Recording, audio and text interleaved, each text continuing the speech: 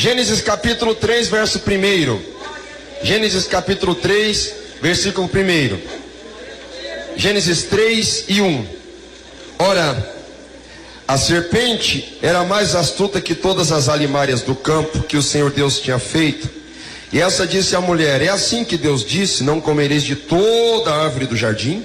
E disse a mulher à serpente: do fruto das árvores do jardim comeremos, mas do fruto da árvore que está no meio do jardim, disse Deus: não comereis dele, nem nele tocareis, para que não morrais.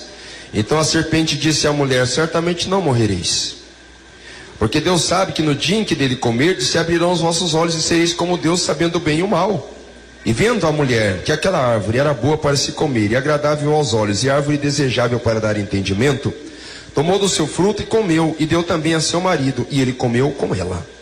Então foram ambos, e foram abertos os olhos de ambos, e conheceram que estavam nus, e cozeram folhas de figueira, e fizeram para si aventais. E ouviram a voz do Senhor Deus que passeava no jardim pela viração do dia, e escondeu-se Adão e sua mulher da presença do Senhor Deus entre as árvores do jardim. E chamou o Senhor Deus a Abraão e disse-lhe: onde estás? E ele disse: ouvi a tua voz soar no jardim e temi, porque estava nu, e escondi-me. E Deus disse: quem te mostrou que estava nu? Comeste tu da árvore que te ordenei que não comesse? Então disse Adão: a mulher que me deste por companheira, ela me deu da árvore e comi. E disse o Senhor Deus à mulher: por que fizeste isto? E disse a mulher: a serpente me enganou e eu comi. Digam comigo: Senhor Jesus, fala comigo pela tua palavra nesta noite. Amém. Pode assentar, queridos. Pode exaltar Jesus com as palmas bem forte, bem alegre. Pode louvar a Deus com as palmas bem forte, bem alegre para Jesus.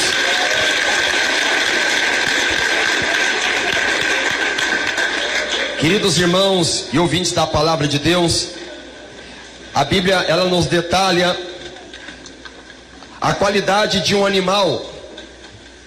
A Bíblia começa detalhando uma qualidade saliente de um animal, da serpente.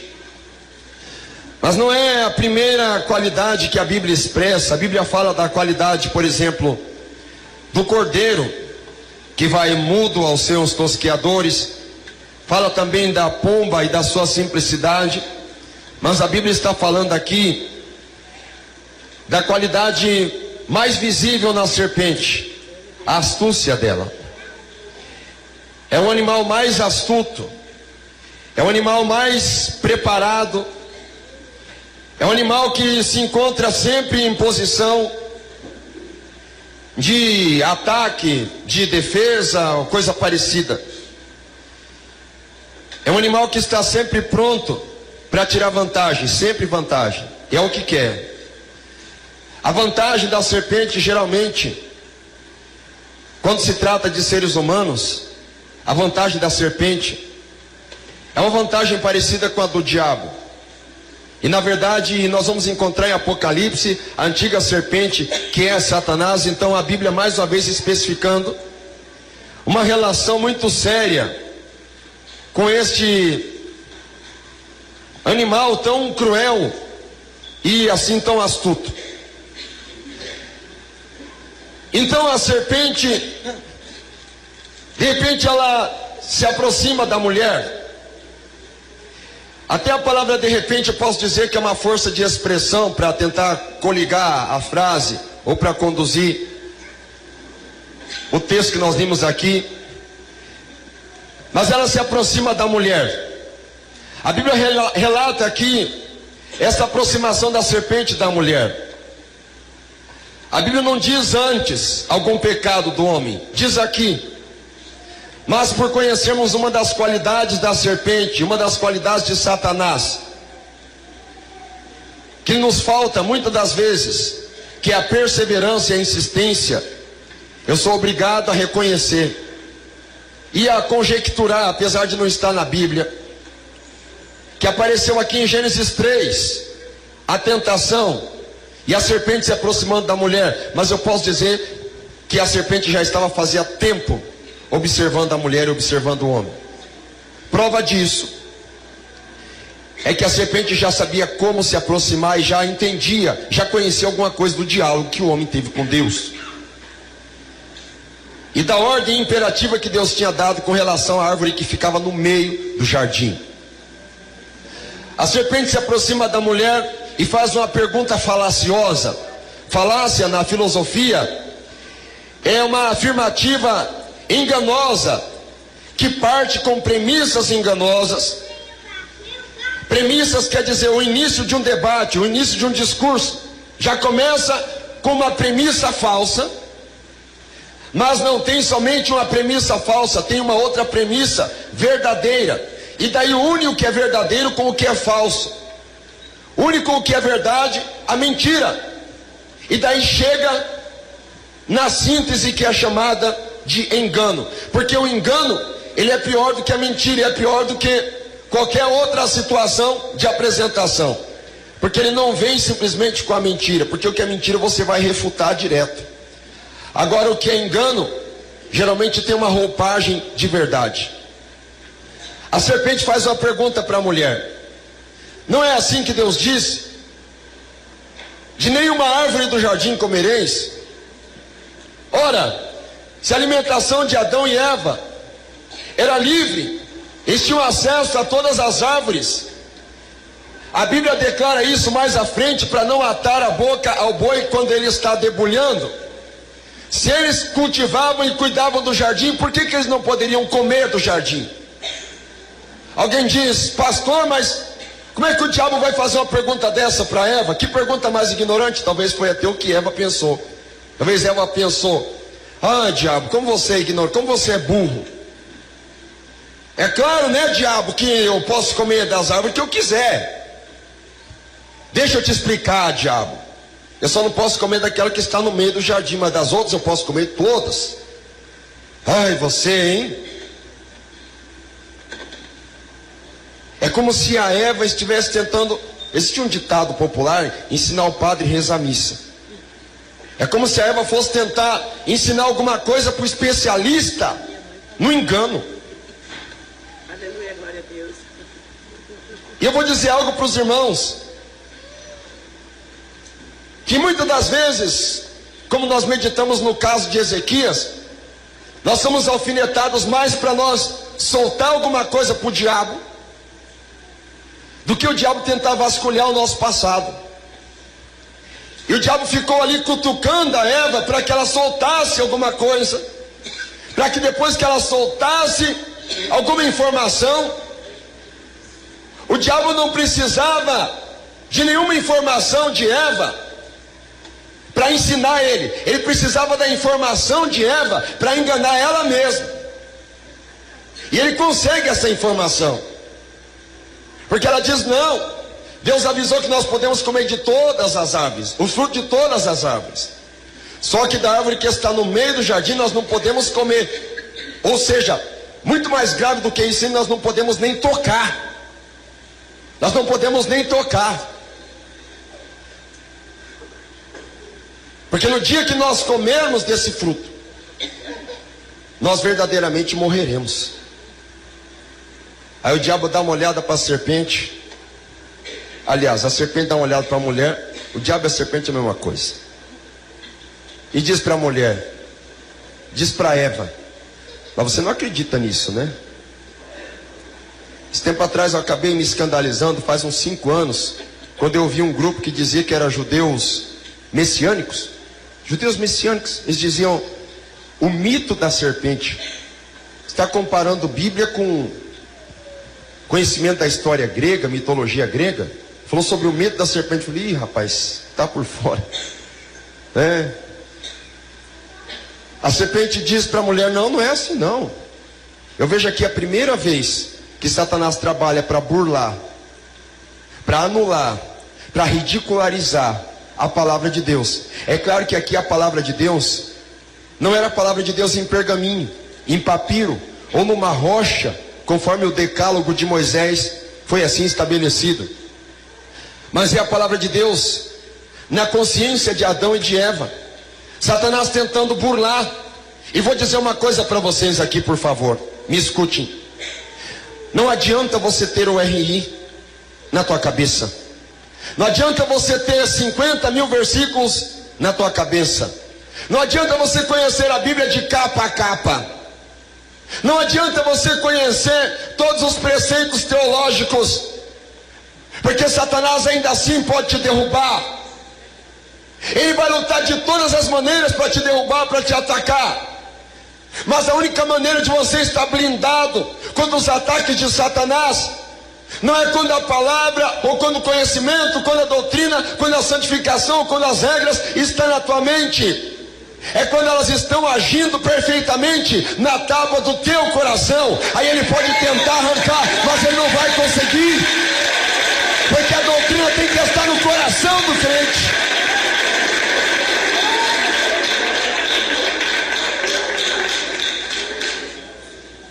Glória a Deus, aleluia. Não! Deus falou que vocês vão morrer? Eu não acredito que Deus falou isso. Vocês vão morrer nada. É que Deus está com medo. Deus sabe que no dia que vocês comerem desse fruto, vocês serão igual a Deus, tendo conhecimento do bem e do mal. Vocês serão igual a Deus, serão iguais a Deus. Olha que palavra que soa tão forte, não é? Ser igual a Deus. Já pensou? O veneno da serpente, ela bebeu do próprio veneno, mas ela não estava satisfeita, ela queria compartilhar o veneno. Glória a Deus, aleluia. Ela bebeu desse veneno porque a própria serpente tentou ser igual a Deus. Me elevarei, subirei às alturas e serei como Deus, me assentarei no trono de Deus. É o objetivo, é o intuito máximo de Satanás, para promover a grande rebelião. E Satanás convoca a terça parte, ou seja, 1/3 dos anjos. Por que ele não tenta persuadir mais? 1/3 é suficiente. Por que ele está assim, tão orgulhoso? Por que ele está assim, tão arrogante e tão confiante que ele vai vencer com 1/3 de anjos? Por quê?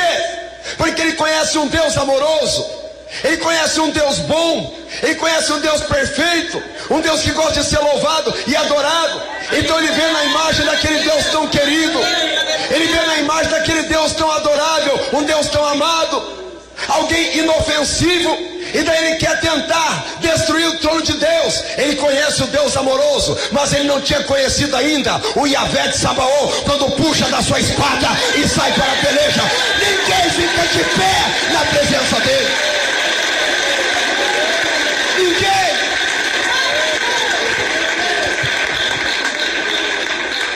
Glória a Deus, aleluia. Satanás é expulso do céu. E ele trabalha falaciosamente na persuasão de Eva, para que também ela seja expulsa de sua condição paradisíaca, do seu paraíso, juntamente com seu esposo, a primeira família constituída por Deus. Eva então começa a analisar a árvore. A árvore está lá, mas ela começa a ver a árvore com outros olhos. Ela começa a enxergar a árvore de uma maneira diferente agora. Ela vê que aquela árvore é árvore boa para se comer, é agradável aos olhos e útil para lhe trazer entendimento e conhecimento. O veneno de tentar ser igual a Deus, o veneno de tentar ser elevado, o veneno de tentar se engrandecer, de adquirir autonomia, de adquirir independência. Infelizmente nós temos que lutar diariamente contra este vício de nos tornarmos independentes de Deus. Quando um crente para de orar, ele não declara com a sua própria boca, mas já está mais do que definido no inferno. Satanás entende que ele alcançou seu objetivo máximo. Quando o crente não ora mais, é porque o crente está se tornando autossuficiente, que ele consegue fazer as coisas sozinho, ele consegue ir onde ele quer, ele não precisa mais de orientação, ele não precisa mais de revelação, ele não precisa mais de Bíblia, ele precisa simplesmente da tecnologia, ele precisa simplesmente dos métodos humanos para chegar a algum lugar. Não, não, não, não, não. Jesus falou: sem mim nada podeis fazer. Nós dependemos de Deus, dependemos de Jesus, e sem Ele nós não somos nada. não somos nada. Então a Eva come do fruto proibido. Aleluia. Só que eu vou dizer para vocês aqui o que eu já falei uma vez e preciso repetir, porque é interessante agora isso. Existe algo pior do que alguém ir para o inferno. Existe algo pior do que alguém de nós ir para o inferno. Sabe o que é pior? E eu estou convicto que não é heresia o que eu vou falar. Sabe o que é pior do que alguém de nós ir para o inferno? Nós levarmos alguém conosco para o inferno. E foi o que Eva fez. Ela não comeu do fruto sozinha. Ela deu o fruto para o seu esposo. E ele comeu também. E vou dizer algo para vocês. Quando nós estamos desobedecendo à vontade de Deus, nós podemos até pensar que estamos pecando sozinho.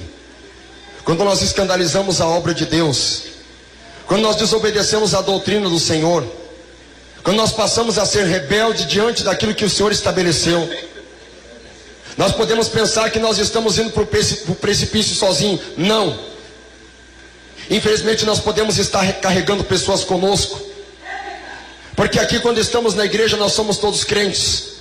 Quando estamos aqui na casa do Senhor nós temos um comportamento ilibado, de alguém que tem boa ética, boa reputação, roupa na doutrina, palavras dentro da doutrina, gramática na doutrina, Bíblia debaixo do braço, isso mesmo.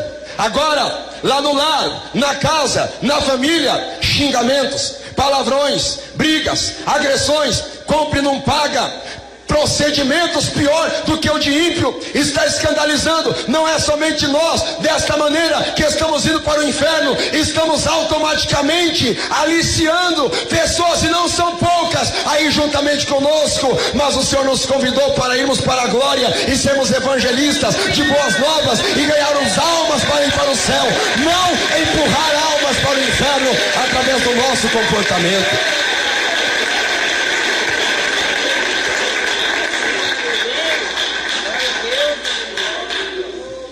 Eles comeram do fruto proibido, o marido e a esposa. Então se abriu os olhos de ambos. Se abriu os olhos de Adão e de Eva. Se abriram os olhos. Que olhos? Os olhos da malícia, os olhos da consciência. Segundo alguns teólogos, aqui começa a segunda dispensação. A primeira dispensação é a dispensação da inocência. Quando se abre os olhos deles, então começa a dispensação da consciência. Consciência do quê? Principalmente a consciência de que não vai morrer, da imortalidade. É isso mesmo. Mas isso é numa questão de tempo muito curta. Quanto tempo demora para você comer uma ameixa? É rápido. 2 minutos. Uma uva, 1 minuto. Num minuto você come 3 uvas. Eu depende do tempo, eu como umas 10 uvas ou mais. É rápido. É rápido. Vamos parafrasear. Quando você transgride uma lei do trânsito, você pegou 200 por hora, com as estradas esburacadas que existem no Brasil, estrada de péssima qualidade, chega de hipocrisia, vamos falar a verdade, cheia de buraco mesmo. É isso mesmo. Você pegou 200 por hora, você já vai ter que reduzir muito rápido. Mas nesse intervalo que você atingiu essa velocidade máxima, você pode capotar, e é tão rápido. Quando a pessoa comete o adultério, é tão rápido, é ligeiro. 10 minutos, meia hora, é isso. Quando alguém solta uma mentira, daquela branca que seja, ou daquela mais cabeluda que tem, é rápido. Dá vontade de morder a língua, mas quando vê já saiu para fora. É rápido. Quando eles comeram do fruto proibido, foi rápido. Imediatamente os olhos se abriram. É rápido. E para Satanás roubar a nossa bênção, é muito rápido. O que nós demoramos 30 anos para construir, 10 anos para adquirir, 5 anos sofrendo, poupando, economizando, lá chega Satanás com a mão suja, cheia de dedos, em 5 ou 10 minutos, coloca tudo a perder. E quando os olhos deles se abrem, eles percebem que estão nus. Que estão nus. Quando eles têm consciência, eles percebem que estão nus. Então eles se escondem atrás das árvores, Adão e a Eva, os dois se escondem. E eles confeccionam um tipo improvisado de avental com folhas de figueira. E daí daqui a pouco, quando menos se espera, quando menos se imagina, aparece alguém no jardim. E esse alguém é Deus, na viração do dia. E Deus faz uma pergunta para Adão: Adão, onde você está? Se é o evangelho colorido, vai dizer assim: Adão, cadê você? Como se o pecado de Adão não fosse relevante e determinante para uma punição. O evangelho colorido que eu quero dizer para vocês é o evangelho da permissividade, que tudo se pode, que nada é pecado, que tudo é tranquilo de se fazer, sem uma consequência posterior. É isso mesmo. Aparece Deus e faz essa pergunta: Adão, onde você está? Porque Deus aparece. Deus aparece quando menos se espera. Aleluia, glória a Deus. Deus visita o jardim. Deus visita a nossa vida de manhã, à tarde e à noite.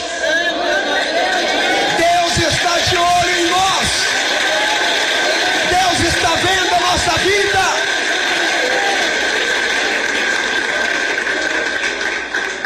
Pastor, eu dou glória a Deus, porque o guarda de Israel não dormitará, nem tosquenejará. Ele estará olhando para nós em todos os dias da nossa vida. Sim, glória a Deus por isso. Mas não se esqueça dos olhos como chama de fogo que estão sobre os fiéis e sobre os infiéis da terra. É bom ter os olhos de Deus sobre mim para me cuidar, sim. Muito bom para Ele cuidar, proteger, dar livramento, abençoar, observar comportamento para trazer recompensa, sim. É muito bom ter os olhos de Deus, mas não se esqueça que Deus sempre está nos visitando. É em casa, é no trabalho, é na faculdade, é na rua, e até aqui na igreja Ele está contemplando. Você que está dando glória a Deus, você que está abrindo o coração para Jesus, você que está abrindo a tua alma para ser tocado pelo Espírito de Deus. Deus está de olho em nossa vida.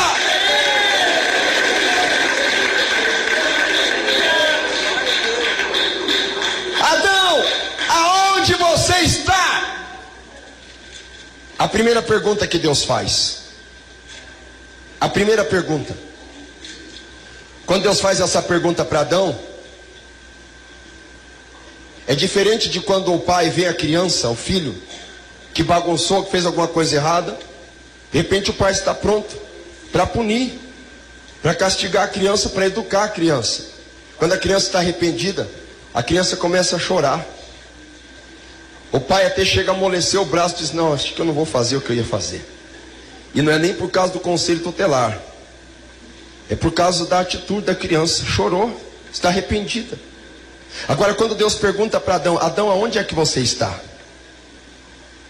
O Adão não demonstra o menor interesse em arrependimento. Você não vai encontrar em Gênesis 3 a palavra arrependimento. Eu procurei no original hebraico. Eu procurei no original hebraico e não encontrei a palavra arrependimento no original. A palavra original do hebraico para arrependimento é naham. E eu procurei. E sabe onde que eu fui encontrar a palavra arrependimento pela primeira vez na Bíblia? Em Gênesis 6. Quando Deus se arrependeu de ter criado o gênero humano. Porque Adão pecou e não se arrependeu. E você sabe o que acontece quando Deus faz uma pergunta dura, uma pergunta séria, ou quando Ele traz uma mensagem de exortação para a igreja? Não é para alguém sair falando pelos cotovelos, murmurando e até blasfemando, ou coisa parecida, e até mesmo atribulado, chutando pedra. Não. Quando Deus traz uma palavra de juízo, uma palavra de espada, uma palavra de repreensão, o mínimo que Ele espera é que haja quebrantamento de espírito, que haja lágrima, que haja contrição de coração, que haja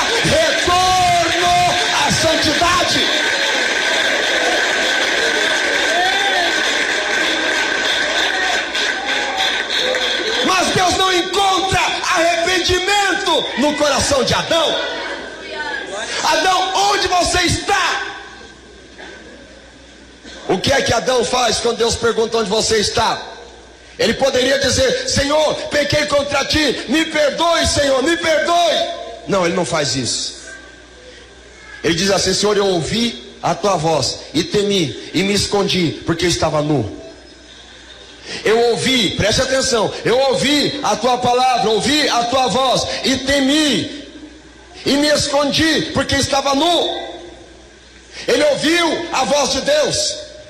E não venha você me dizer, quando você vai transgredir ou pecar contra Deus, que você não escuta a voz de Deus latejando no teu coração.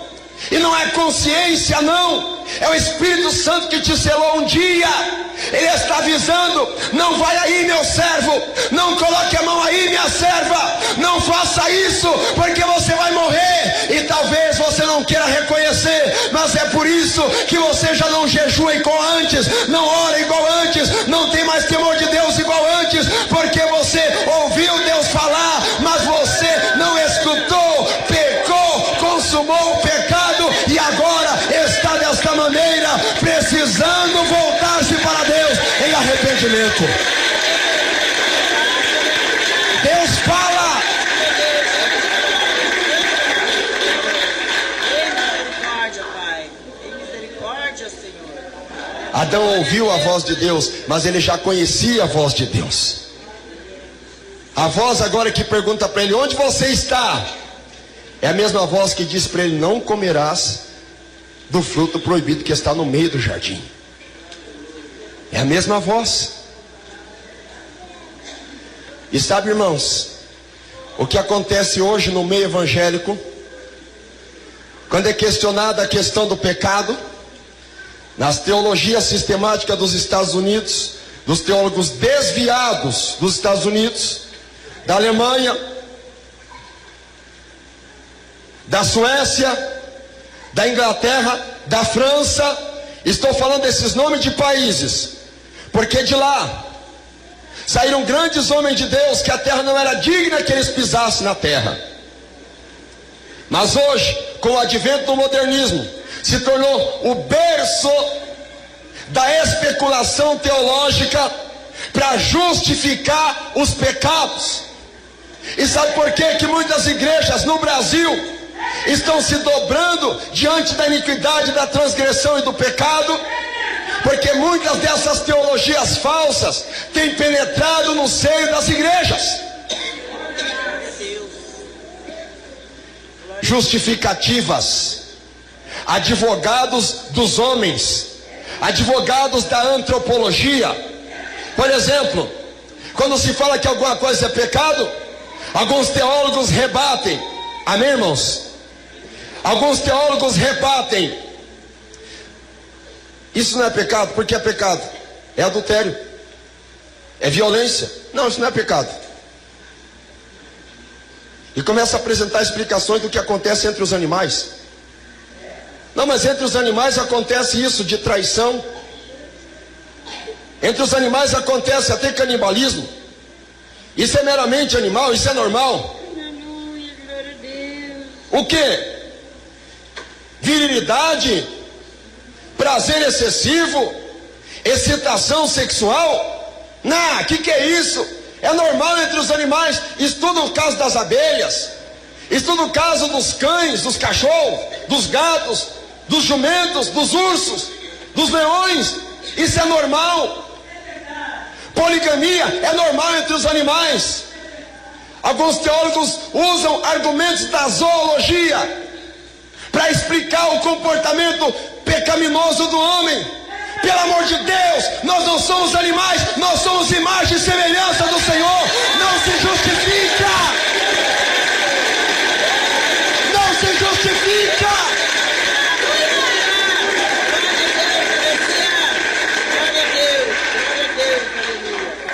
Explicações políticas do tipo: ah, porque aconteceu desse jeito, mas lá na frente eu vou explicar por que eu fiz isso.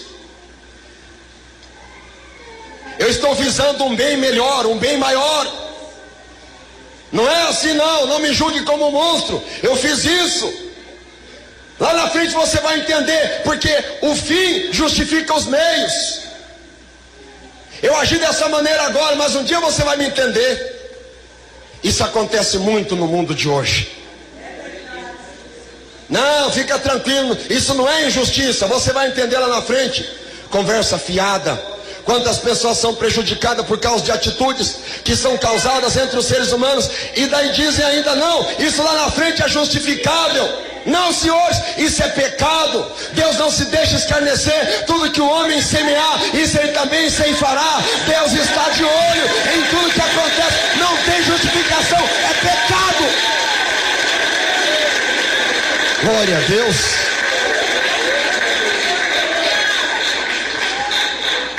Justificativas espirituais. Ah, pastor, você não sabe, isso aí é demônio. É a pombagira. Pombagira é o espírito da excitação, da sensualidade. Esse é pombagira. Você é espírito sensualista, Maria Padilha. Sei lá como que é o nome lá no exterior.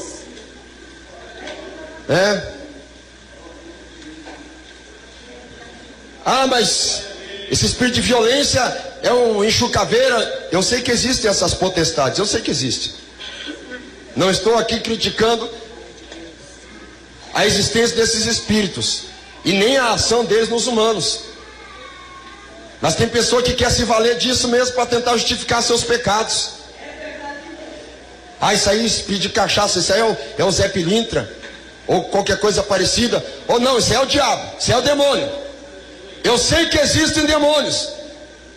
Alguém que está me presenciando os dias que eu prego aqui sabe que nós estamos aqui orando para Deus expulsar demônios. Porque na igreja de Deus o demônio tem que cair e sair em nome de Jesus. Agora, veja bem, tentar explicar e dizer não, porque isso é demônio, tudo dizer que é demônio. Irmãos, secundariamente ou terciariamente, eu sei que são demônios. Só tem uma questão: as tentações que vêm sobre nós é na esfera material. Imagine se o diabo se materializasse de verdade, que caos não seria? Ao invés de confessar, pedir perdão, diz não, isso é demônio, e continua na prática continuada. Não, a Bíblia diz que fiel é Deus para não deixar-nos ser tentados por tentação maior que possamos suportar. Não nos sobreveio tentação senão humana, mas Deus é tão fiel que com a tentação nos dá escape. Não tem desculpa não, tem que pedir perdão, se humilhar, tem que se humilhar. Não se justifica pecado dizendo que é demônio.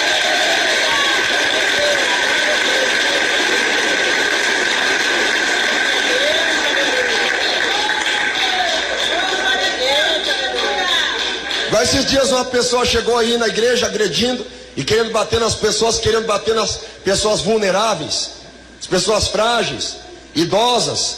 Isso para mim não é demônio, para mim isso é covardia. Demônio a gente expulsa, covardia a polícia expulsa.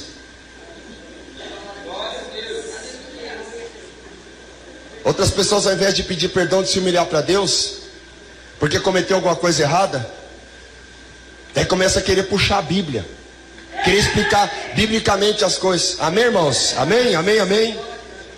Querer explicar os pecados biblicamente. Não, porque isso aí eu estou mentindo. Ah, mas é que você não leu na Bíblia. Raabe pecou também, porque Raabe mentiu. Tentar justificar pecado, irmãos. Usando exemplo de Raabe, a Raabe mentiu. Mas vai no contexto para ver, ela era gentia, ela era pagã. Ah, mas Davi pecou, adulterou. Davi cometeu homicídio, Davi cobiçou. Mas vai pagar o preço que ele pagou. Outros usam máximas bíblicas. Pastor, porque a carne é fraca. Tudo bem, a carne é fraca, mas então quer dizer que o pecado aí agora é vitamina para fortalecer a carne. É isso? Não é? Pastor, mas o pecado está se alastrando. Em vez de confessar, reconhecer. Irmãos, nosso problema é em reconhecer. Aleluia! Reconhecer. Em vez de reconhecer, não, porque as coisas estão assim desse jeito, o pecado aumentou mesmo. É pelo seguinte. Vai lá para 1 João 5,19. Ah, o mundo está no maligno. Vai lá e lê para ver, o mundo está no maligno.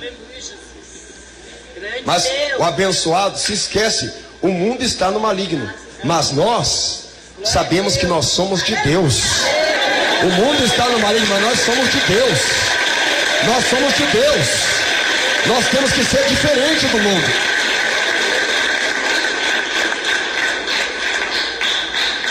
Adão, aonde você está? Oh, Senhor, eu ouvi a tua voz e temi, e eu tive que me esconder porque eu estava nu. Adão não pede perdão aqui. Daí Deus faz uma segunda pergunta para ele: como é que você sabe que você está nu? Por acaso você comeu do fruto proibido? É o que eu te disse que não era para você comer? Glória a Deus. Aí Adão pede perdão para Deus. Ah, Senhor, pois é, Senhor, me perdoe. Não, que nada. Que confessar que nada. Que reconhecer que nada. Ele lança outra sentença para Deus, é como se fosse um tapa. Ah, Senhor, é o seguinte, né? A mulher que o Senhor me deu, ela me deu do fruto e eu comi. Em quem que ele jogou a culpa? Em quem que ele jogou a culpa? Está dividida as respostas. Em quem que o Adão jogou a culpa? Na mulher.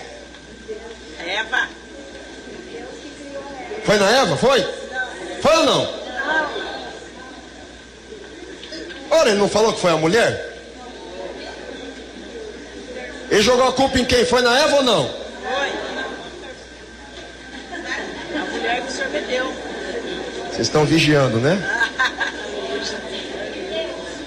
Ele jogou a culpa em Deus. Ele não assumiu. Ele jogou a culpa em Deus. Aleluia, glória a Deus. Quantas pessoas que fazem tudo errado. Eu até me admiro dos tipos de obreiro que eu encontrei em Santa Catarina. Aqui não tem isso. Mas eu encontrei em Santa Catarina um tipo de obreiro que ele faz o seguinte: ele pinta em borda, de bagunça. E daí daqui a pouco ele diz assim: pastor, eu quero pregar. Tá bom? Deus vai fazer a obra. Eu quero orar por revelação. Quero expulsar demônio, quero fazer a obra de Deus. Amém? Deus vai fazer a obra. Uma vez tinha uma irmã lá em Blumenau, falou assim: porque o pastor vai pagar caro, porque o pastor não quer me liberar para pregar. Falei: por quê, irmã? Porque o pastor não quer me liberar. Eu falei: irmã, mas você pegou a irmãzinha lá, irmã, você quebrou a irmã no pau e você ainda quer pregar assim? Como é que você quer isso? Querendo transferir responsabilidade. Não assumiu. É o caso do Adão. Ele não assume. Ele diz à mulher: irmãos, então já está demonstrando, mais do que demonstrado, que o primeiro homem que foi mandado para a mulher foi o Adão. Que a mulher mandou ele comer, ele foi lá e comeu. Então ele não tinha vontade. Vocês não gostaram, né, irmãs? Não tem problema, é a Bíblia que está falando. A mulher que tu me deu. É como se Deus dissesse: falou, Adão, eu não vou dizer para você honrar as calças, porque você está com o avental de folha de figueira.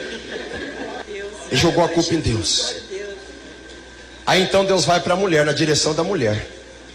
Quando eu chego na direção da mulher, aí a coisa muda, a mulher confessa, né? Ela confessa, é isso? Deus pergunta para Eva: o que você fez? Por que você comeu do fruto que eu disse que não era para comer e ainda deu para o teu marido? Era hora dela pedir perdão. Era hora dela se arrepender. Era hora dela pedir misericórdia. Era hora dela se dobrar e dizer: Senhor, misericórdia, me perdoe. Porque ela escutou a primeira vez que Deus pergunta para Adão: aonde você está? E o Adão, ele diz onde que ele está escondido. E ela escuta a segunda vez que Deus faz a segunda pergunta: como que você sabe que você está nu? Por acaso você comeu do fruto que eu disse que não era para comer? Ela escuta quando Deus faz essa segunda pergunta. E ela escuta a hora que o Adão responde: a mulher que o Senhor me concedeu, o máximo que ela faz é dar um beliscão na costela dele. Mas ela escuta. E ela não se humilha e não se arrepende. Deus pergunta para ela, sabe o que ela responde? Em vez de se humilhar, reconhecer, Dizer assim: ó Senhor, o negócio é o seguinte, se arrepender. Eu me arrependo aqui, eu sei que o Adão, ele deveria ter iniciativa de homem, ele deveria, mas ele se portou como um banana, e ele não tomou uma decisão de se humilhar, mas eu vou me humilhar, eu vou me arrepender, mas ela não fez isso. Ela não reconheceu, ela atribuiu a culpa para um terceiro de novo, para a serpente agora. É culpa da serpente. Em quem que a Eva jogou a culpa? Em quem? Em Deus de novo. Gênesis 3 e 1. Ora, a serpente era a mais astuta de todas as alimárias do campo que o Senhor Deus tinha feito.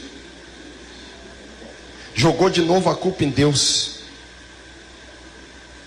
Não reconheceu. Ela teve a oportunidade de reconhecer, mas não reconheceu.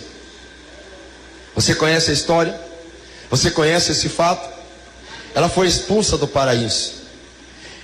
E quando for expulso do paraíso, aquele anjo com aquela espada desembainhada ficou guardando o portal de entrada.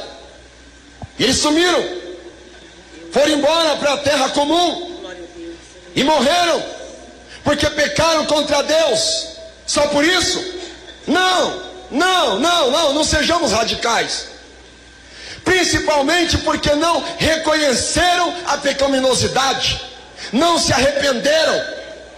Irmão, Salomão diz o que vai ser confirmado em 1 João 2: não há homem que não peque. Salmista no capítulo 5, 51, versículo 5: eis que em iniquidade fui formado, em pecado me concebeu a minha mãe. É claro que ele está se referindo a depois da queda de Adão e Eva, mas eles poderiam ter se arrependido. Deus está falando com você que você pode se arrepender. Deus deu tempo para as igrejas da Ásia Menor que estavam desconcertadas se arrepender. Sabe por quê? Eu vou finalizar. Porque aquele que encobre a sua transgressão nunca prosperará, mas o que confessa e deixa alcançará misericórdia.